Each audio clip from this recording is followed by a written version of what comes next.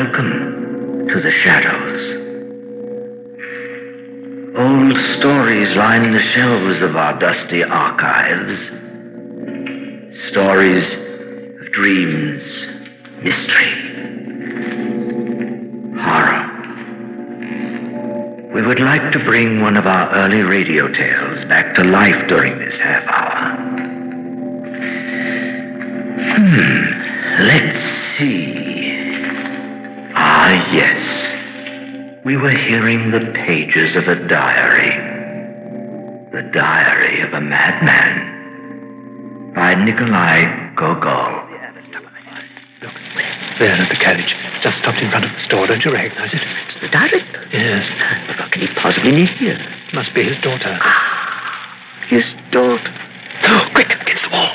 Is her? Oh, look at her fluttering out of the carriage. Like a bird, like a bird.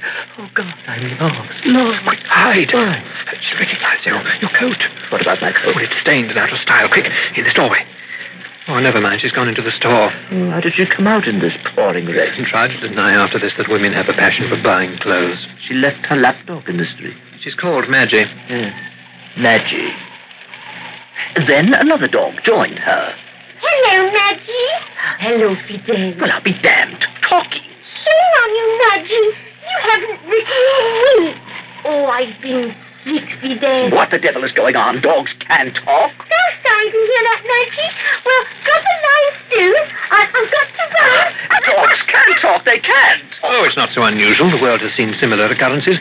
In England, a fish broke surface and uttered a couple of words. Well, I've never heard of a dog that could write. Oh, of course, not only gentlemen can write. Correctly, anyway. He longed to improve his lowly social position by marrying the director's daughter. But how could he know how she felt about him unless he read the letters that her poodle, Maggie, wrote to her friend, Fidel? Yes? Excuse me, do you have a dog by the name of Fidel? Yes, why? I want to have a talk with her. What? I said I want to have a talk with your dog. What? The girl was stupid. I could see from the start how stupid she was. Oh, there's the mud. There's the mud. Now then. Get out! Get out! Leave her alone! Oh, you repulsive little creature. Bite me, will you? There's your basket. There's your basket. Just underneath. And underneath. Underneath in the straw. What do I find? What do I find? The letters. I knew it. The letters. You're mad! Get out before I call the police! Get out! But the letters leave little hope. There's a rival army officer. Then a better opportunity arises for advancement. Strange things have been happening in Spain. I don't understand it at all. They write that the throne has been vacated. Vacated? Yes, and that the ranking grandees are having difficulty in selecting an heir. An heir? It seems there's discontent. Sounds very strange to me.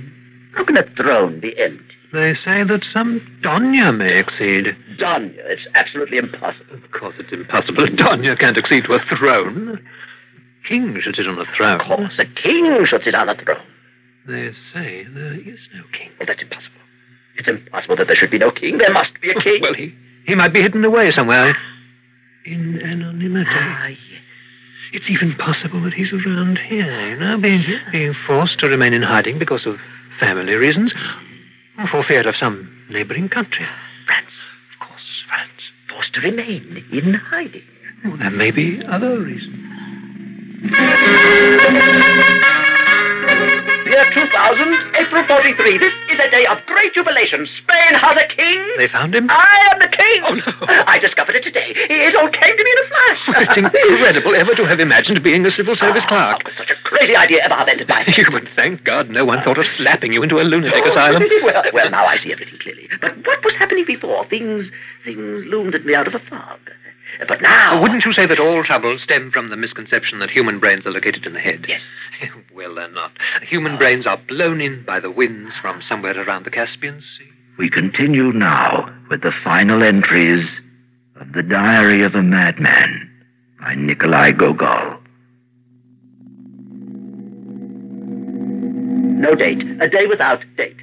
Went along Nevsky Avenue incognito. There's the Tsar riding past. Everyone's removing his hat. Well, I will too. I don't want to give the least sign that I'm the king of Spain. No, it'll be undignified to reveal one's identity here in front of all these people. It would be more proper to be presented in court first.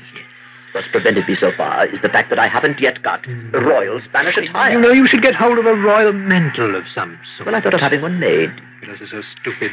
They're not really interested in their trade nowadays. Actually, they go in for speculation. Most of them end up by mending roads. I know what I'll do. I'll make a mantle out of my best coat. Oh, you better do it yourself. Of course I'll do it myself. I'll lock my door so that no one sees me. Now I'll have to cut this coat into ribbons with the scissors. A mantle, after all, has a completely different style. A completely different style.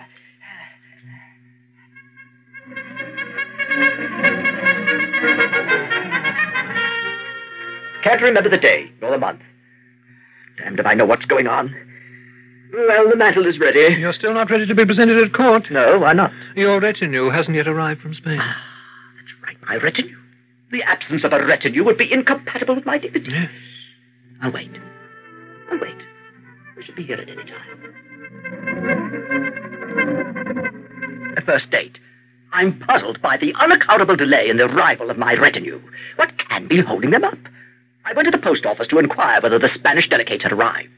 Oh, but the postmistress is an utter fool. No, there's no Spanish delegates around here, but if you'd like to mail a letter, we'd be delighted to accept. Letter? What the devil is she talking about? What letter? Letter my foot! Let druggists write letters.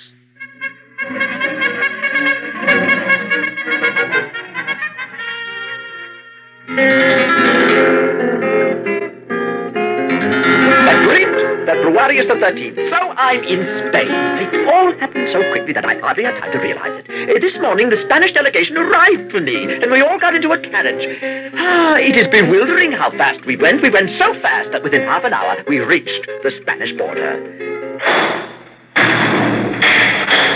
When I entered the first room, I saw a multitude of people with shaven heads. Dominican or Capuchin monks, no doubt.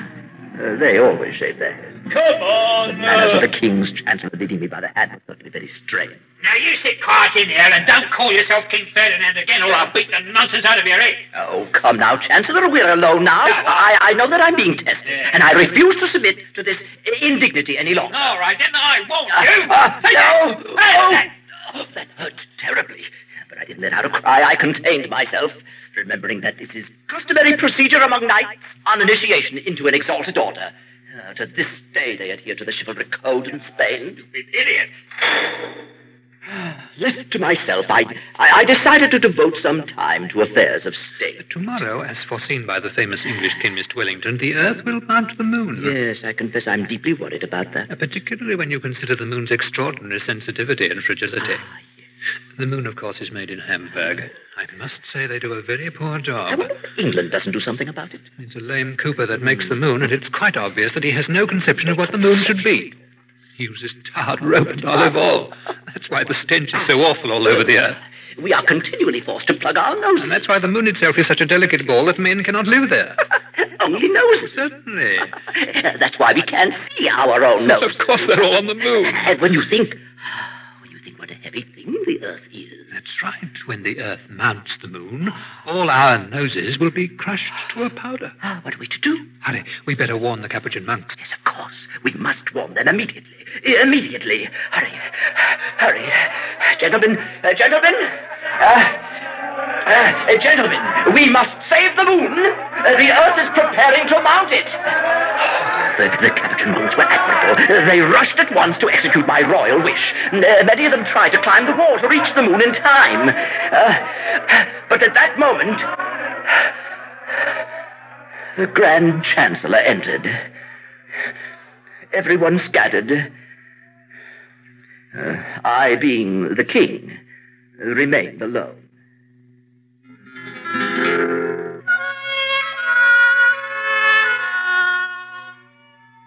January of the same year, which happened after Februarius. I still can't make out what sort of a place Spain is. The customs and the etiquette of the court are quite incredible. I don't see it. I don't grasp It's it. incomprehensible. They shaved my head. Even though I shouted with all my might that I did not want to become a monk. They began to drip cold water on my head. I've never been through such torture. Who can understand the point of such peculiar customs? Stupid, it's senseless. And the irresponsibility of the kings who never got around to outlawing this custom, it's quite incomprehensible. I can't grasp it. There are indications that would make one wonder whether one hasn't fallen into the hands of the Inquisition. Inquisition? That Chancellor, for instance. The Grand Inquisitor himself? Yes, but then how could the king be subjected to the Inquisition? True. Oh, true. Unless this is the work of some other country? France. Yes, that fellow Polignac. That Polignac is an absolute beast. He swore to drive me to my death. Oh, there's no end to his maneuvers. And he is himself being led by the English. Of course, the English are great politicians. They spread the seeds of dissension everywhere. Everywhere. The whole world knows when England takes snuff. France sneezes. Sneezes.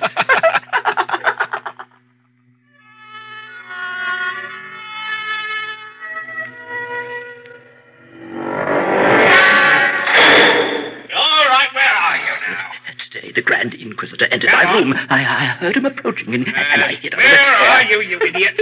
I remained silent.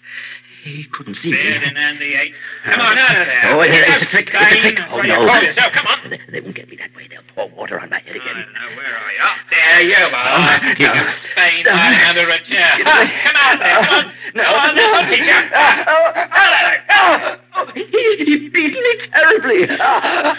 It's all right. He's gone. Come now. Think of your latest discovery. That'll make you feel better. Which discovery? The one about roosters. Ah, yes.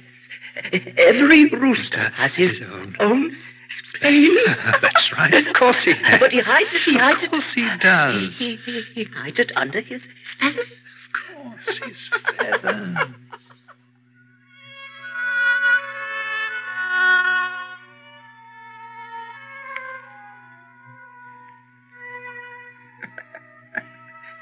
Day 34.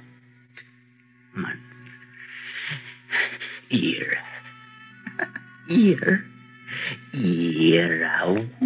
Bep. 3, 4, 9. 9. No, I have no strength left. I can't stand any more.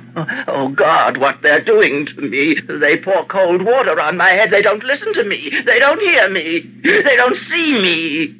What have I done to them? Why do they torture me so? What do they want from me? What can I give them? I haven't anything to give. I have no strength.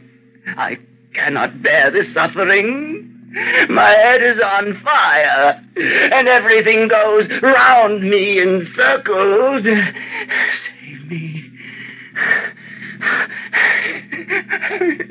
me. Save me. Take me away from here. Give me a carriage. Give me a carriage with horses swift as wind. Yes, drive on, coachman. Let the harness bells ring. Soar up, my horses. Carry me away from this world. Farther, where I will see nothing.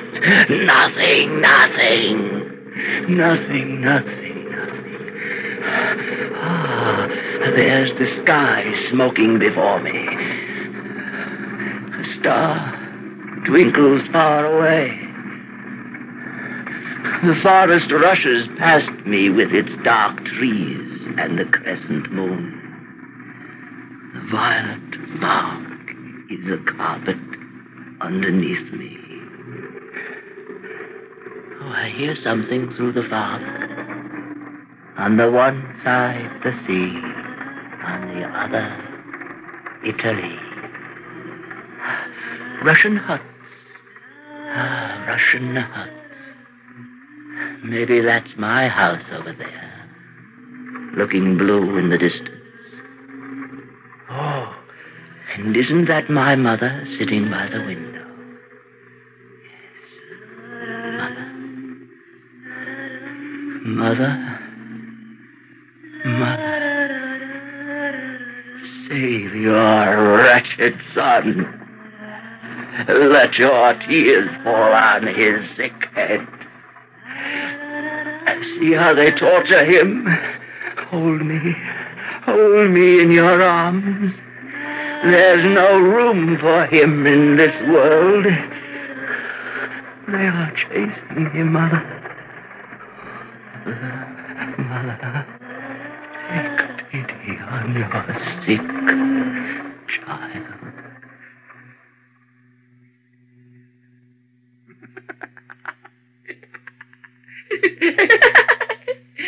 And by the way, have you heard that the Day of Algiers has a wart?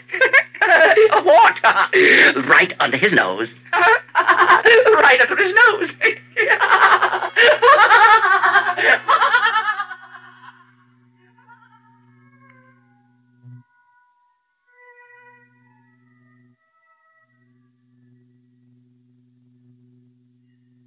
And so ended The Diary of a Madman by Nikolai Gogol, adapted and produced a long time ago by Eric Bauersfeld, who was heard as the Madman, with Bernard Mays as the alter ego and Pat Franklin as the women and the dogs. Music was arranged by Charles Shear, with technical production by John Whiting. Well, we have a little time left on this half hour.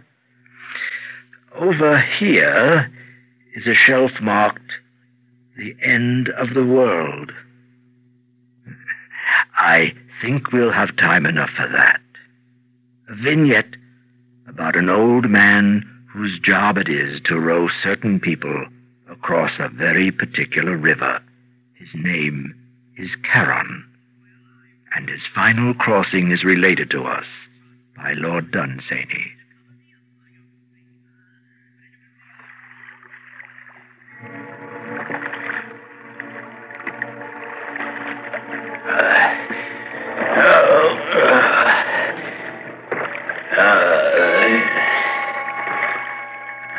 Lean forward and row. Row.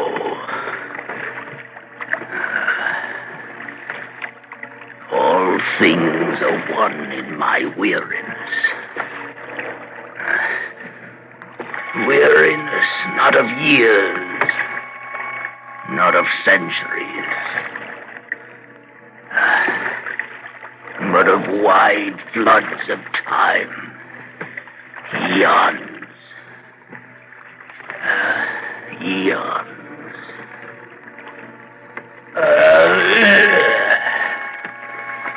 Oh, the heaviness.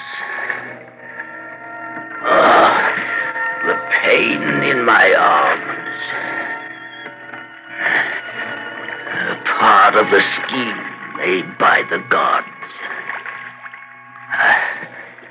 And all of a piece with eternity.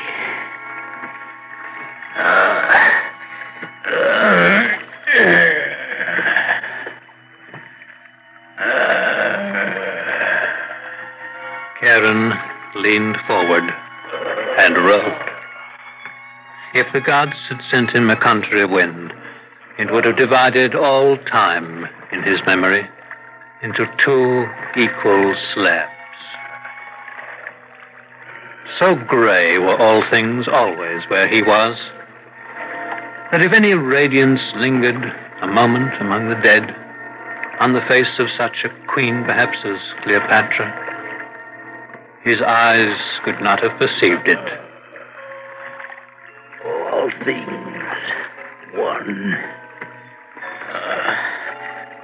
with my weariness.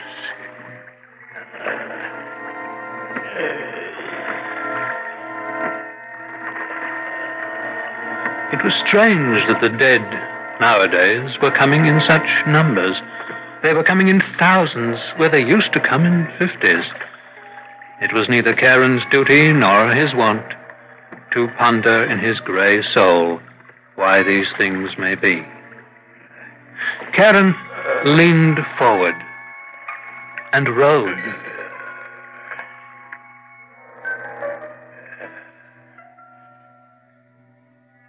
Then no one came for a while. It wasn't usual for the gods to send no one down from Earth for such a space, but the gods knew best.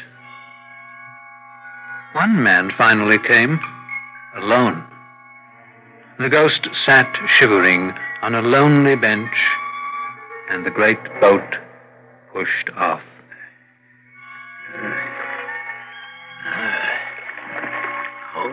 one passenger. Only one. Well, the gods know best.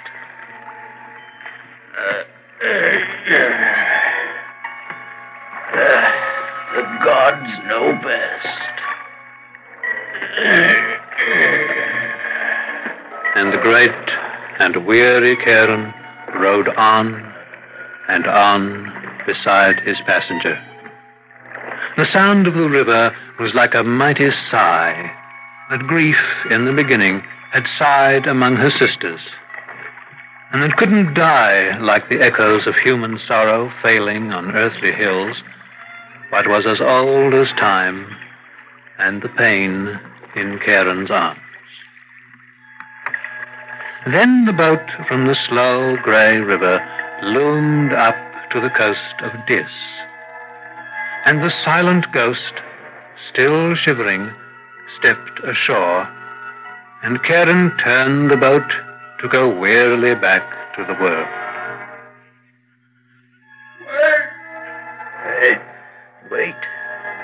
Wait. I can't wait. I must go back to the world. Wait! I am the last! I am the last one! The last. The last.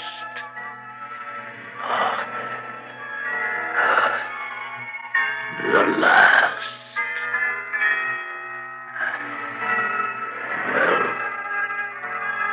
Well, the gods know best. The gods know best. No one had ever made Karen smile before. No one before had ever made him weep. The gods know best. The last.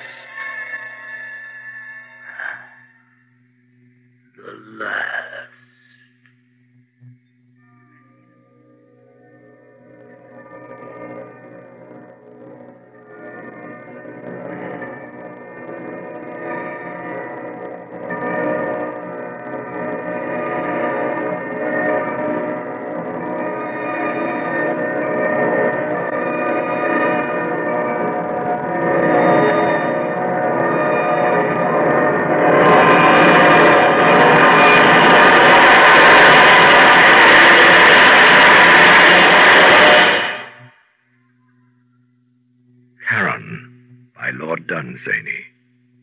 Bernard Mays narrated, Eric Bowersfeld did the rowing, with a technical production by John Whiting. Special production for this series was by Jim McKee. Well, that's all for now. Come and visit our archives again for another tale from the shadows. Real soon.